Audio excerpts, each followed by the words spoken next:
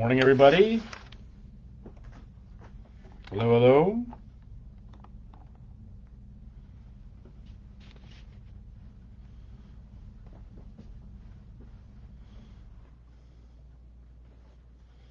Good morning, everyone. Hello. Hey, Amy, how are you? I hope you're holding up. Good morning, John. How are you this morning? Hope life in the up there in the mountains are good for you. Good morning. Good morning, Donna. Hope you're well. Hope you're doing good. That this week seems to be giving way to some warm. I hope everybody's enjoying it some. That is grand. How are you? How are you? Hello, everybody. Good morning, Jamie. Hey, Vicky. How are you? Good to see you. Okay, holding on tight under my rope. Yeah, well, some days it's the best we can do. It really is. I pray that you're well and good.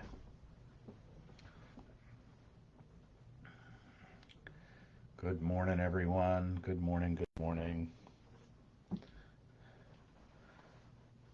How's it going, everybody? Planting your garden. Very nice. That's great, Donna. I like that. Good morning, Sherry Ladd. Hope you are well. Good morning today. Good morning, good morning.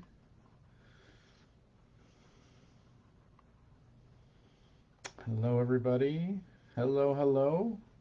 So glad you're finding your way here, that we might continue our journey.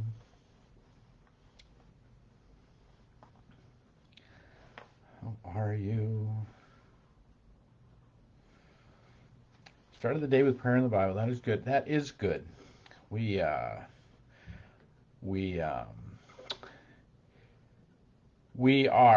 do well to rely on the disciplines in these days. That the disciplines are not there to make everything better. They're not there to change the world as it is. They're not there to. They are there to sustain us and to bring us through that which we have been, with that which we are called to endure. So yeah, so glad that you started the day in prayer and Bible reading. It is true and good. That's kind of what we talked about yesterday, was to talk about prayer a bit, and that I hope you're doing well. Vicky is going to the cardiologist for City Sister. She's doing good. Oh, that is great. That is good news. She is doing well. I am so glad. That is terrific. That's great. So very good. All right, friends, let's get going today. It is the third the third month. It is the 10th day of March on this Wednesday, and I am so glad that each one of you are here. You're journeying with us. Just for a second, like as you're getting in here, whether you're here with us live or whether you're picking us up later in the day, just look at the greetings over here on my left. At the endocrinologist with my Sally. Oh, well, I hope all is well with that there, Jamie. So let's just look over and see that the welcome, the good mornings, the hellos, the checking ins, that this community that's been built over this last year, and that gathers here. And so I'm so glad that you're a part of it, whether you're a part of it live right now, whether you're just kind of skulking in the background there and you don't want to make a comment, or whether you are a part of this journey that will pick us up later in the day and you've made a space for this. You're a part of this. You're a part of our journeying together, our rallying together, our thoughts about this.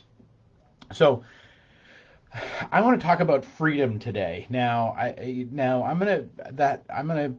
a lot to say about that. Like, again, it's a huge topic. It's a huge concept. It's a huge idea. But it's interesting historically, like where we are. Today was actually the day that, in history, that Julius Caesar, crossed the Rubicon into Rome. ostensibly ending the what was the Roman Republic. Now we can talk about. Don't get me on my soapbox. That's awesome. So we can talk about how great the Roman Republic was before that. I don't know if it was all that great. That wasn't that's not my point. But it was this end of the this what had been at least at some levels some kind of nascent republic, and ended in totalitarianism of the emperor Julius Caesar. And so it's kind of an auspicious day to talk about freedom because it's at the heart of it. And so I want to talk about this probably the single most famous and most important book in the lexicon of books on freedom. Uh, and I we at least from the American experience. Now there's libertarian writers, there's Bastiat, there's all kinds of people out there that you can quote. There's Locke, from which everybody seems to get their ideas. But I think in terms of impact, there's simply one guy that you can't get around in terms of the impact that his writing and his contentions about freedom made in this world. And that is a guy by the name of Thomas Paine. He wrote a book called Common Sense. Common Sense, now understand, in a world of 2.5 million, two and a half million people, his or of in the colonies. By this time, in 1776, it was January 10th, 1776, that his book Common Sense was published. By this time, 2 months later, it had sold 100,000 copies, often being reprinted in the newspaper. Think about that level of penetration of the market that he had, in a world that in a community of people at the moment of the revolution that were unsure whether or not they were going to strike for the American Revolution and strike for this. It was the great impetus of what pushed everything over the edge. It's the thing. Without Common Sense, without Thomas Paine, you don't get the Continental Congress writing the Declaration of Independence. And in fact, some of the Declaration of Independence are stolen directly from Thomas Paine's writing of Common Sense. Now, what does this have to do with us in our walk right now?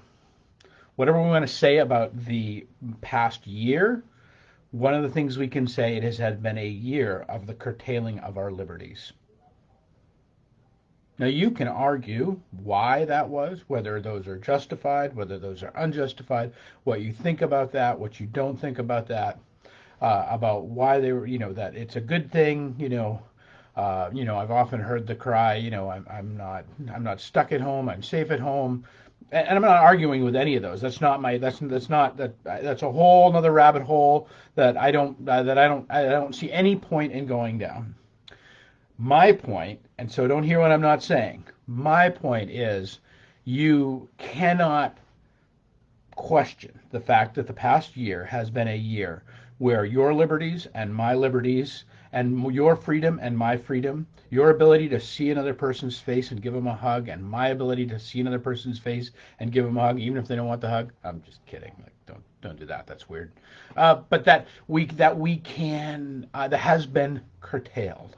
It has been prevented by forces of government. That is unquestionable. So when we talk, I want us to, we owe it to ourselves to have a conversation about freedom and have a conversation about liberty for a moment, and that this work in Common Sense is perhaps the most, again, I think the single most effective. And why am I bringing it up? Because most, if not a great portion of this book, is argued from a biblical framework. Now I understand all sorts of things are argued from a biblical framework. Slavery was argued for from a biblical slave work. The keeping women from the vote was argued from a biblical framework. I mean I'm not just because something was argued from a biblical framework does not necessarily mean that it's a valid argument. I get it. Don't again, don't hear what I'm not saying. But this conversation about the divine right of kings, Paine begins to lay out this idea where he comes to say, he cites at the beginning the argument with the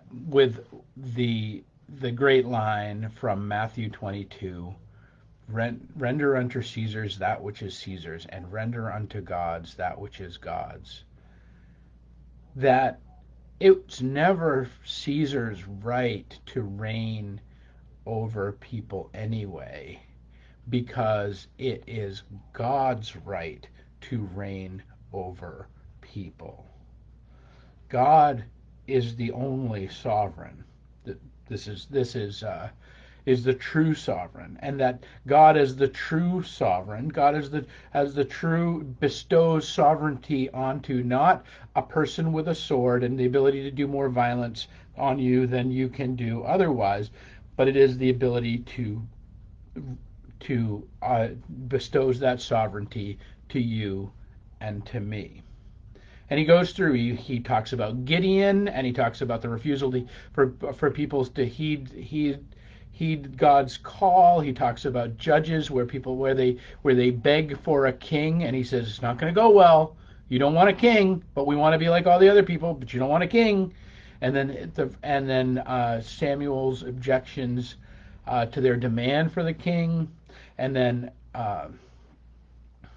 he lands it with, the God Almighty has already entered his protest against monarchical governments, against totalitarianism, against those who would control other people through force. That's essentially what he's saying. So so it's built. So his entire he comes out of the gate with this. So his entire notion is built around this sense of how we are to be as people in the foundation of our understanding between us and God. And this is an interesting thing about Paine is that wasn't necessarily his position. Because although he writes it eloquently, but he understood it as the position of of most of the American people, because at that point, most of them were Protestant, and he understood that as the Protestant ethos. Paine is actually not really sharing that as he goes on in life. He really becomes kind of more of a deist. He actually dies a really tragic figure. He's thrown in jail in France and he broke. And actually nobody likes him. He's this cantankerous figure anyway. And he dies with 6 people attending his funeral. But in this high moment of 1776, he's actually making this argument that says we are at the core spiritually free people. And again, the biblical idea of this is out there. And why am I talking about this? And why am I talking about this today? And why are we boxing around about this? Because I believe it's important for us to take some of our sovereignty. It's important for us to understand there is God and there is us, and that we get to decide what happens to us. We get to decide how we move through this world. Now, again, don't hear what I'm not saying. I'm not saying you need to go out and fight things. I'm not saying you need not go out and fight things. I'm saying that is a matter of your conscience and between you and your God, and you can figure those things out as you go. But what I'm saying is what part of this year of having our freedoms curtailed has made us forgot a bit about how powerful we really are. I think this is why I kind of started with prayer yesterday.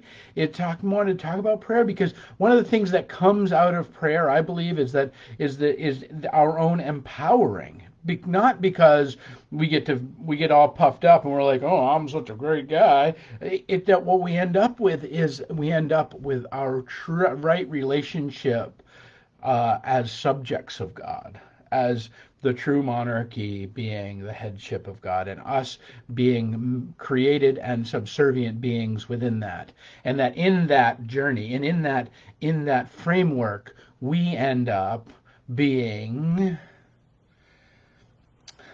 able to be incarnate of that. We get to be recipients of the true power of the one true God. That's the power of what breaks loose here. That's the power of what happens, is that when we put ourselves, that truly submission to God is truly freedom. That we end up in this place of the power of our own spiritual freedom to put in our lives the things that we are called to, that God calls us to reject the things that are no longer serving us and that would drag us into brokenness and sin and evil, that we do that not through our own power but through the power of the one who calls on us. That the entire experience of God's journey into this world is the overcoming of the tyrannies of the world, and really the least of the tyrannies often are the governmental tyrannies, but even to the tyranny of death.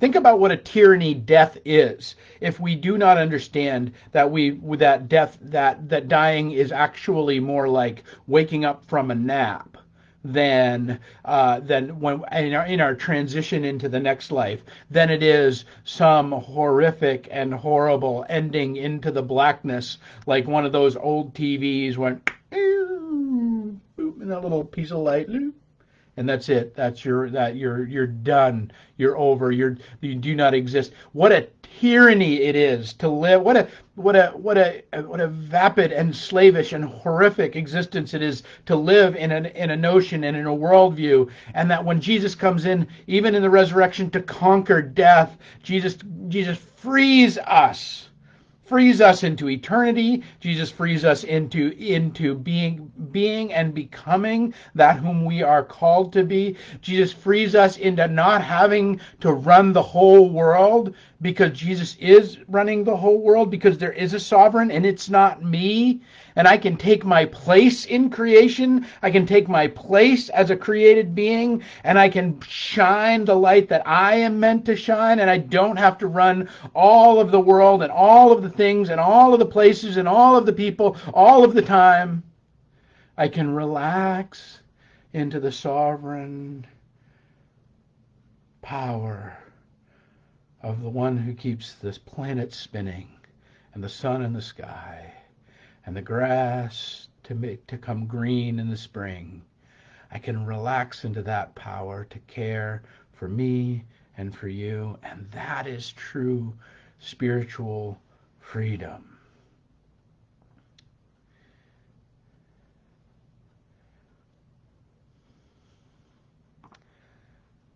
One of my favorite arguments by Paine in Common Sense, and he almost says it basically this way, which is just this terrific little quote and line where he says,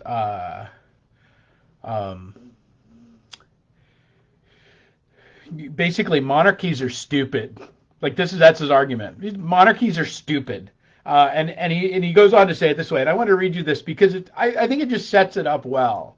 And it reminds me of kind of Murray Rothbard, kind of Anatomy of the State, but where he just says this: England, since the conquest, he's talking about William the Conqueror, has known some few good monarchs, but groaned beneath as much larger number of bad ones. Yet no man in his senses can say that their claim under William the Conqueror was a very honorable one. A French bastard, landing with an armed banditti, establishing himself King of England against the consent of the natives, is in plain terms a very paltry, rascally origin. It certainly has no divinity in it. However, it is needless to spend much time in exposing the folly of hereditary right. If there are any so weak as to believe it, let them promiscuously worship the ass and the lion, and welcome. I shall neither copy their humiliation nor disturb their devotion. I think, friends, as we think about what it means to be spiritually free and the freedom that Jesus the Christ has given us, I think we can adopt that line. We don't need to either copy others' humility to the world as it is and to the tyrannies of the world out there in all of their different fashions. I'm not just talking about governmental tyrannies and all the different tyrannies. We need to neither copy their humility nor disturb their devotion.